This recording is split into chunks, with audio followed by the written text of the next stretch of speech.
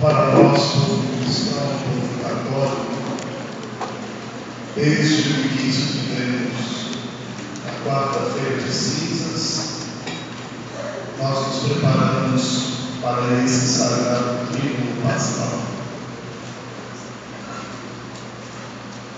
Tivemos a oportunidade de acompanhar Jesus no seu ministério, na sua vida pública. Nosso Senhor que nos orienta como que nós podemos nos sustentar como cristãos. Ele nos orientou e nos exortou para que voltássemos o coração para os nossos irmãos. Quanto precisamos disso? Reconhecer o irmão como próximo, alguém que precisa, alguém que somos chamados a estender a nossa mão na expressão da palavra de Deus, de esmolar-se.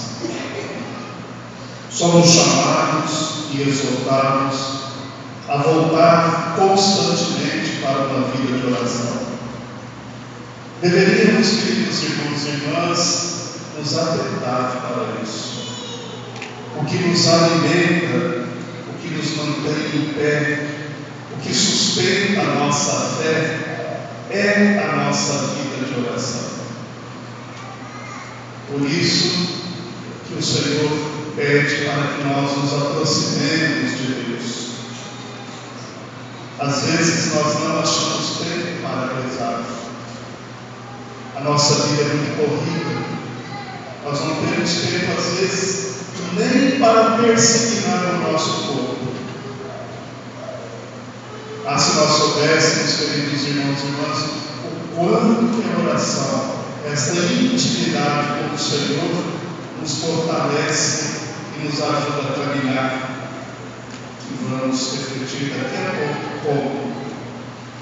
E pediu também para que nós nos purificássemos. Precisamos, queridos irmãos e irmãs, cuidar do nosso corpo. Precisamos. É bom visitarmos ao consultório médico, ao PSF, ao postinho, a policlínica. É bom cuidar da nossa saúde. É bom cuidar do nosso corpo físico, com atividades, com dietas, até mesmo aqueles que treinam. É algo bom. Mas nós não podemos esquecer de cuidar da nossa alma. Às vezes nós esquecemos disso. Voltar para nós mesmos, viver a espiritualidade, a mística do encontro com Deus. Só assim, queridos irmãos e irmãs, os encontros com o Senhor nos levam ao verdadeiro sentido da nossa vida.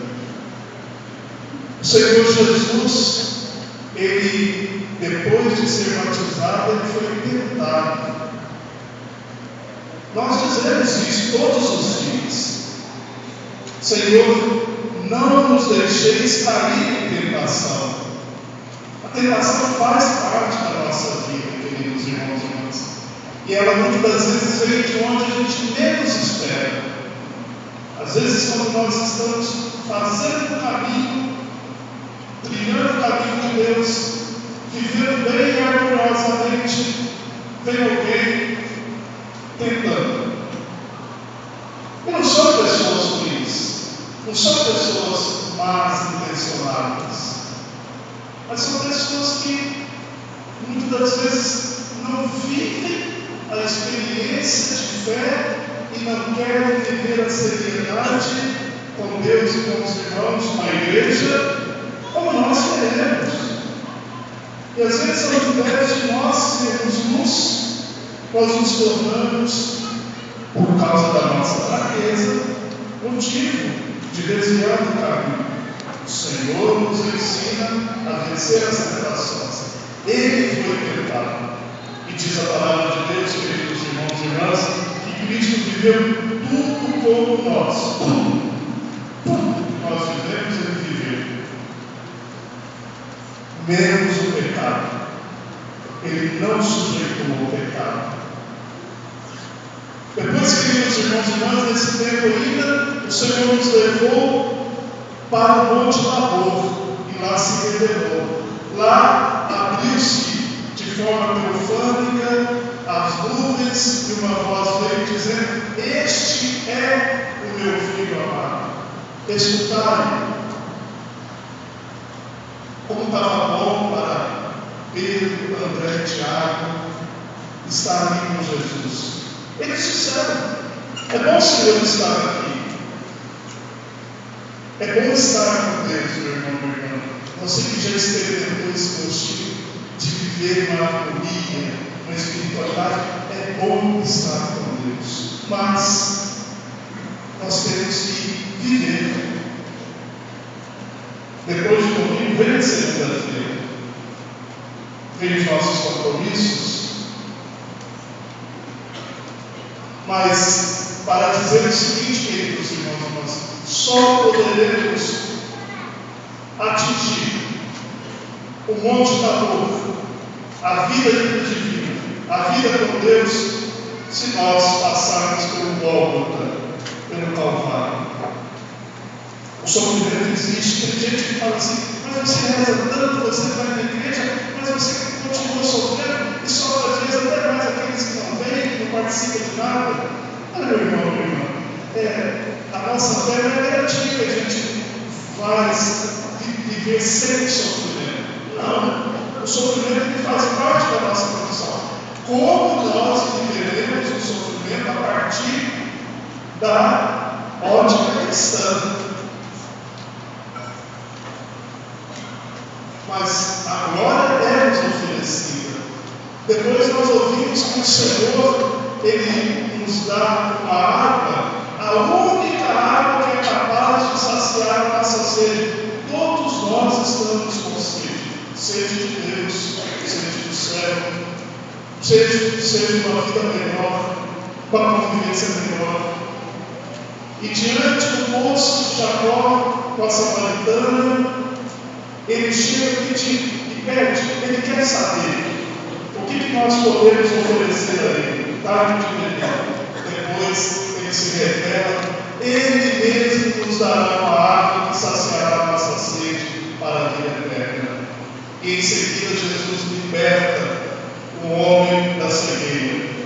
E quando, queridos irmãos e irmãs, às vezes nós precisamos nos libertar da cegueira física e espiritual. Ditado que a gente diz: o pior cego é aquele que não quer ver. E às vezes nós vivemos no mundo, enxergamos tudo o que queremos, mas não enxergamos aquilo que precisamos. O Senhor nos liberta, é o único capaz de trazer luz aos nossos olhos pela fé. É o único capaz, queridos irmãos e irmãs, de ampliar o nosso horizonte para que nós possamos viver verdadeiramente o sentido de ser de Deus, ser filho de Deus. E por último, antes de iniciarmos essa semana maior, nós presenciamos que antes de sermos amigos de Deus, Ele é nosso amigo. Jesus é amigo de Marta, Maria e Lázaro. Ele chora por amor a nós. Então, queridos irmãos e irmãs, desta forma nós temos que compreender esse julgamento. Hoje é o único dia do ano que nós católicos não celebramos a Eucaristia. É o dia do recolhimento, do silêncio. Hoje, a comunhão que vamos receber daqui a pouco foram as hóstias consagradas ontem, no dia da ceia do Senhor.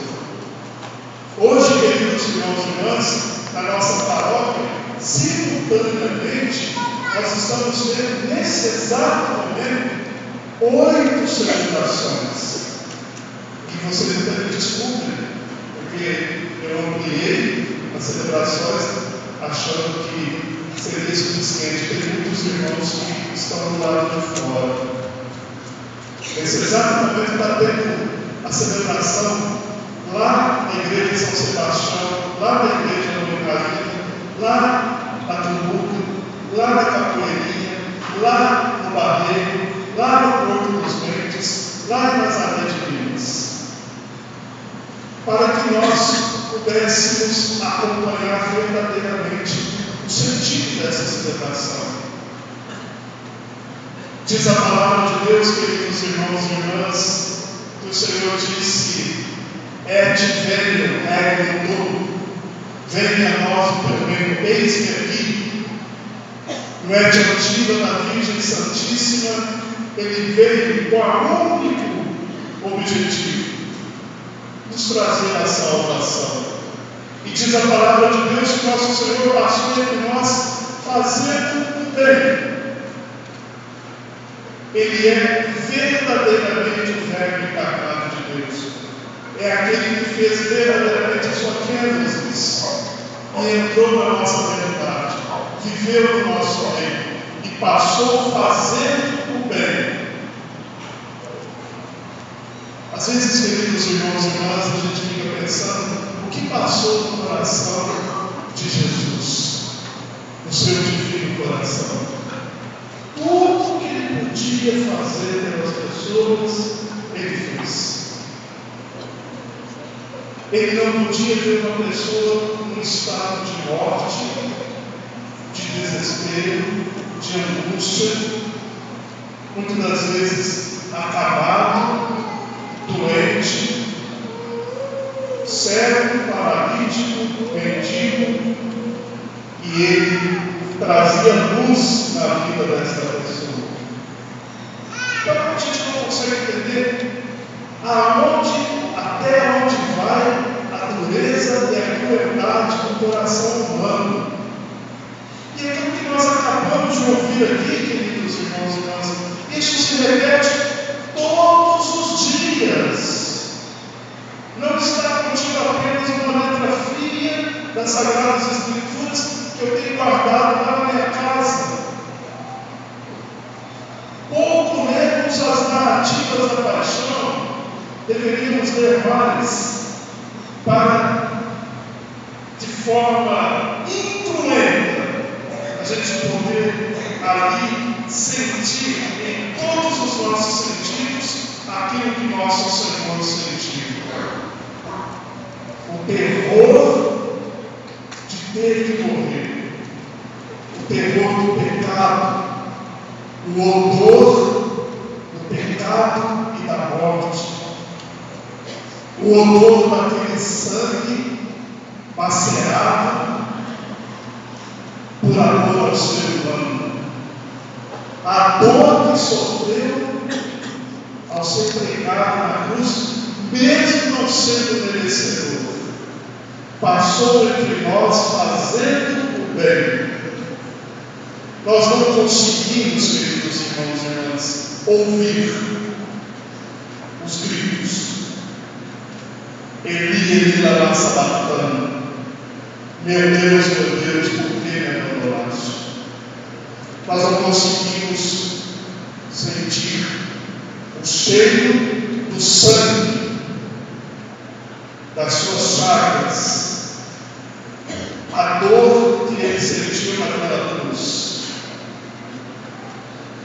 Nós não conseguimos imaginar o quanto foi duro aquele sacrifício redentor. Mas continuamos fazendo isso, perdoe-me pela expressão, mas às vezes Jesus ele foi julgado porque não foi compreendido em sua mensagem, em sua doutrina, em sua palavra de salvação. Padre diz isso todas as vezes que proclama o Evangelho. Padre diz assim: palavra da salvação. Vocês respondem: glória a vós, Senhor. Isso continua acontecendo. Jesus continua sendo negado pelos amigos, traído pelos amigos. Esses dias mesmo refletindo sobre a traição, eu falava que é uma das das coisas mais tristes que pode existir, a traição.